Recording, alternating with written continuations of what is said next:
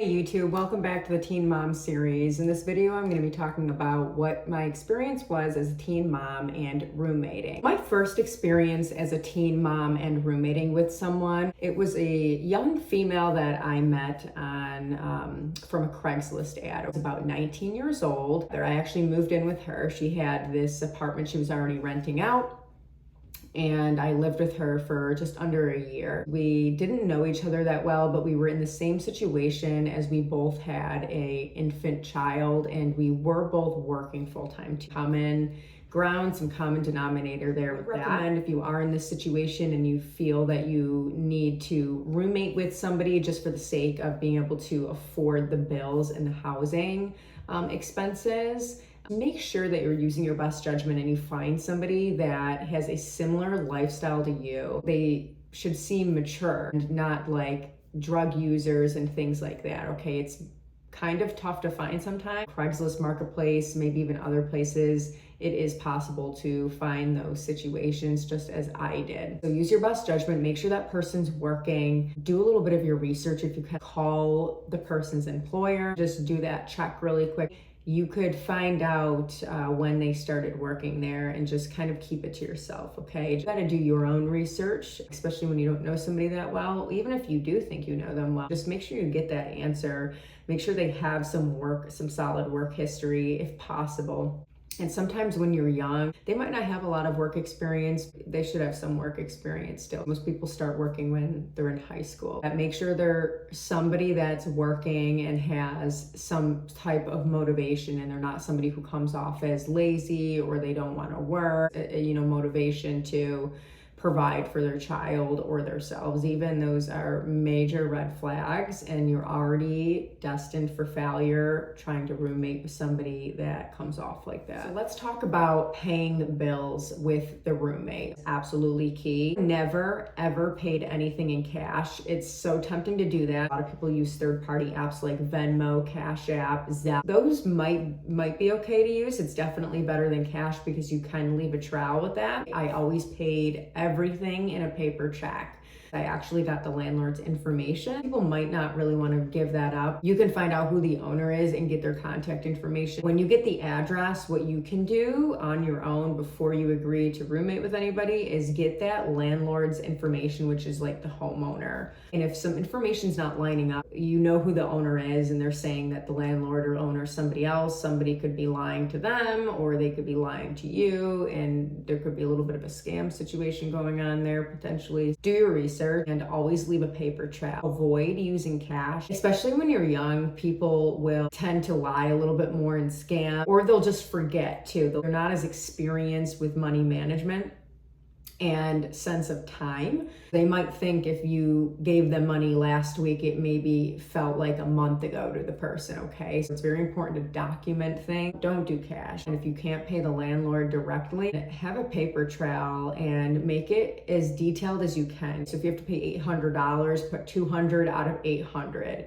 and put that in the subject line, okay? I would definitely do the dollar amount out of, as a fraction, the total amount that you're expected to pay. So put the month, the year, the amount you're paying out of the total amount that you're expected to pay. Make sure you put the same thing in the subject every time you make a payment out, okay? You need to be kind of specific with that and leave that paper trail. Easier said than done. Everyone has different personalities, but what worked best for me in a less than desirable situation, being young and roommating with somebody, especially somebody that I didn't know personally, was maintaining boundaries and of course respect, kind of just keeping to yourself without being too awkward. I would go and hang out with this roommate here and there, like maybe for drinks and stuff like that, and maybe share meals together in the house, cook together. Sometimes I wouldn't do it every day, but I would try and like connect with her at least once a week. If I couldn't, maybe a week and a half to 2 weeks, but the longer you go, sometimes it just creates more tension because people have feelings and needs too. They kind of want to connect with you, especially when you're living in the same house. I think once a week is reasonable, but just maintain your boundaries, kind of stay in your own room or your side of the house, that whatever you guys agreed on. Don't disrespect their boundaries by sneaking into their side of the space, especially their bedroom, things like that. I never did that. I respected the person's space.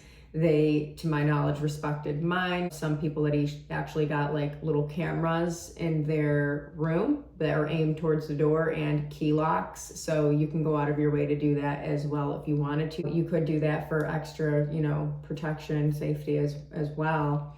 But definitely have those boundaries and respect each other's space. And the other thing that really worked for me too that I would recommend is just stick to a solid routine and be predictable. I had a full-time job. I was working in a debt collection agency. I was also in college. I had my kid. My kid went to daycare every morning. I went to my office job. If I was working an 8 to 5, I was at my office job. In college in the morning, then I was going to a 12 to 9 shift. So I'd be gone in the morning, back home at the house at the end of the night. Sometimes on my lunch breaks, I'd actually shoot home to the apartment and do dishes because I just wanted to check in my apartment, an excuse to get out of the office during my hour lunch break. I knew that the dishes had to be done, and as a young single mom working and juggling college as well, I didn't want to come home to like a sink full of dishes, and I also didn't want to irritate the roommate. I went like the extra mile. I made, light of the situation. I was like, whatever, I want to get out of the office anyways. I don't want to deal with those dishes. Like I sometimes did things like that. It might sound kind of crazy, like who the heck is going to leave work on their lunch break, shoot all the way home? Like granted, it was like a 10-minute drive. I would shoot right home and boom, just do the dishes, maybe eat a sandwich or whatever, get back to work. That made life easier for me because that roommate knew that I came and did things like that, and I was so disciplined. So she probably really respected that. Keep my own space clean regardless. Have boundaries, be predictable. That's going to make your roommate more comfortable. If you're somebody who's inconsistent, has a wonky schedule, they're expecting you to be at work the next day and maybe they want to have some company over or something and they're hoping for that quiet, private space for the day. You're hungover or whatever and you didn't go to work the next day. It just creates a lot of friction. So one thing I didn't do was be too unpredictable.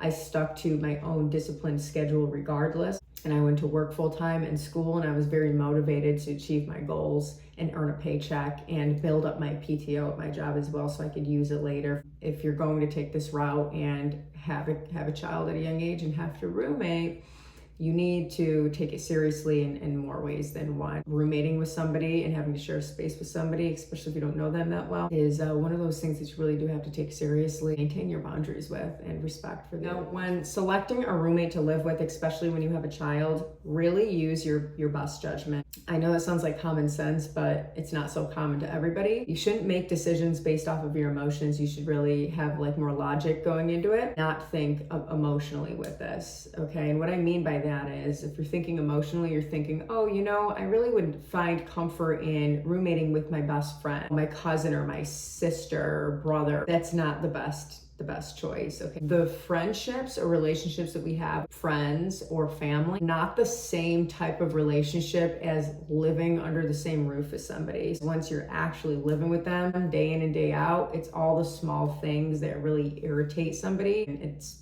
likely not going to end well. Be selective and use your best judgment when going into a situation where you're trying to live under the same roof with somebody else, like a roommate situation.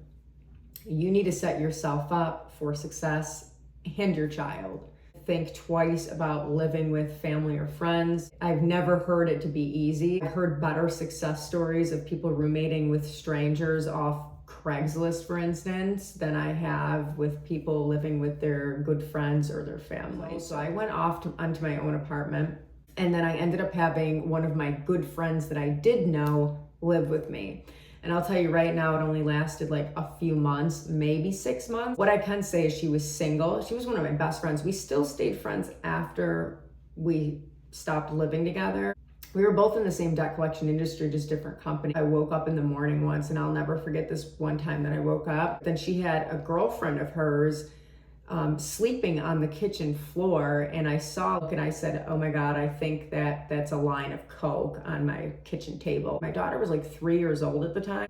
That was like pretty much the beginning of the end. I exchanged words with her and was not very nice about it because that could have like been fatal to my child. Again, when you're young, trying to make the best out of your situation, get by with paying the bills, finding other resources such as a roommate to split the bills with, you have to think twice about that, especially with friends and family, because they tend to disrespect your boundaries because they feel so comfortable with you, more so than a stranger off of, say, Craigslist. They know you so well, they think they could just get away with shit. Really need to be careful with that one. Before she moved out, he was pretty abusive. This one guy who thought he had possession over her. Walking down the stairs, he's fighting, arguing with her, establish dominance and tell her when and where she can and can't go and things like that, and tried to make his way into my apartment. And I'm standing there and I'm like,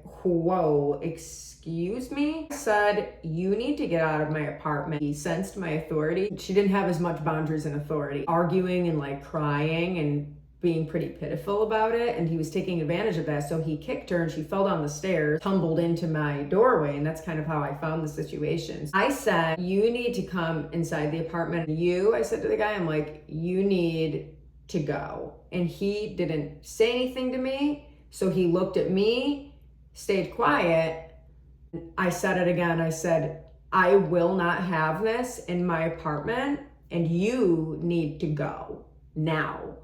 And he did go. I'm proud of myself looking back on that for doing that, because I think he was affiliated with some gang type stuff. I never saw him again, and neither did she. And we heard that shortly after he ended up getting arrested because he lit his kid's mother's house on fire with the children in the house. This was in the city of Buffalo. I never lived in the city of Buffalo. I lived in the suburbs. But she got wrapped up with the wrong person. This is a good example. You need to keep you and your children safe.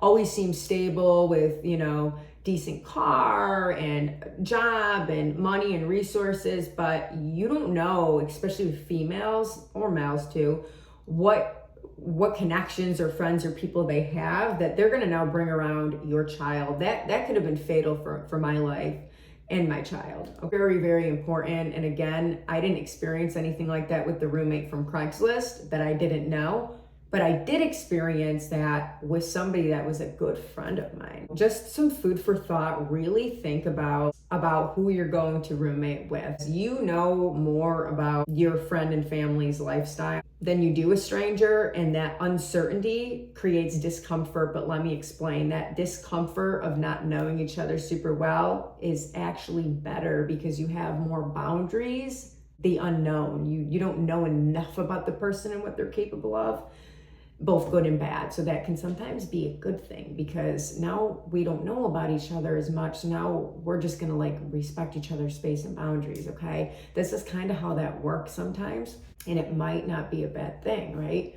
So just be very careful of that. You don't want anything to happen to you and your child. And after all, if you're working, going to school, taking on this responsibility of being a young mom, you really want to be safe. You don't want to be exposing anything to yourself or your kid. Okay, so to wrap up this video, a couple key points. Again, use your best judgment. Figure out if the person takes their life seriously, if they're motivated enough. Do they have any addiction issues? Do they have full-time work? Okay, do some research. Find out where they work. Call them up. Talk to HR. Find out dates of employment.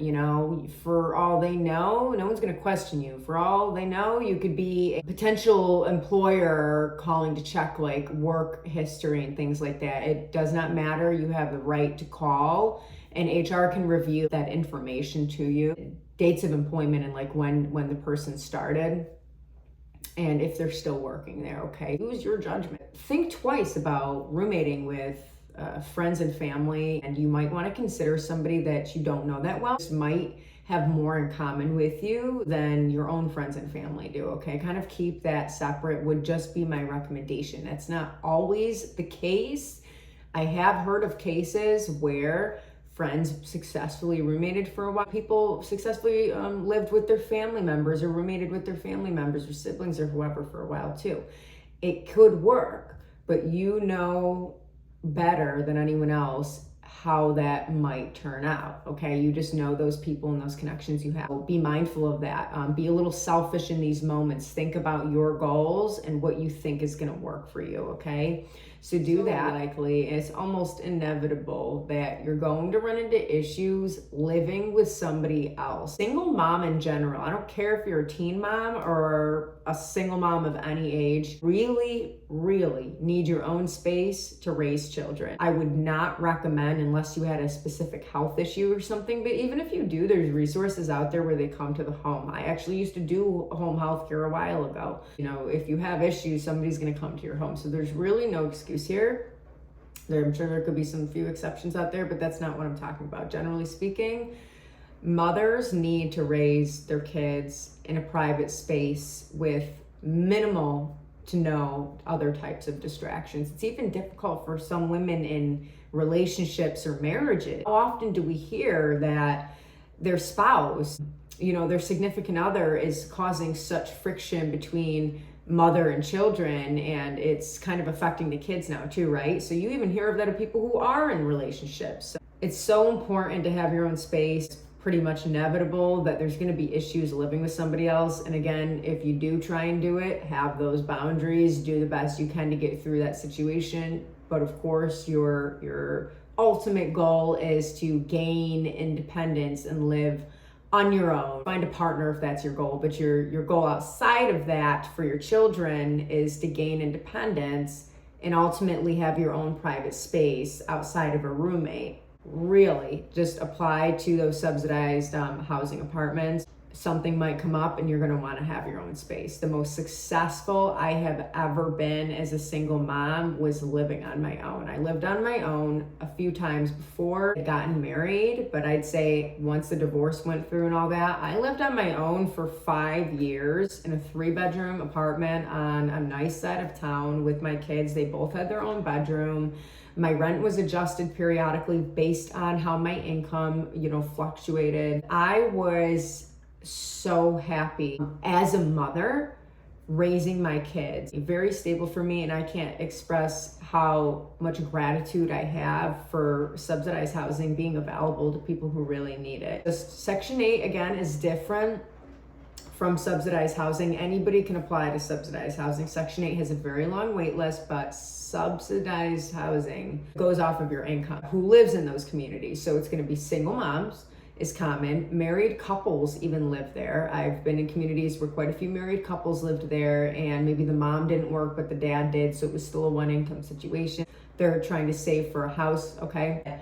I found a couple people that had some like construction injuries and they ended up in subsidized housing communities too. So you get kind of a mix of people. It's pretty safe. What I mean by that is they run strict background checks. No sex offenders can live there. So you're in a pretty safe community. And what I mean by that is, of course, there might be people there who invite their significant others or boyfriends and people over there. So of course that can happen anywhere. You really don't know what guests people are gonna bring in any place that you live. What are you gonna do about that? At least you know that the tenants that live there are safe people that have a clean record. They will not allow people in subsidized housing communities who have a bad record. Use your best judgment if you're gonna roommate with somebody, and always have a backup plan. Gain independence. Work towards gaining independence for yourself. So I hope that you enjoyed this video, and stay tuned for the next video for the Teen Mom series. Bye-bye.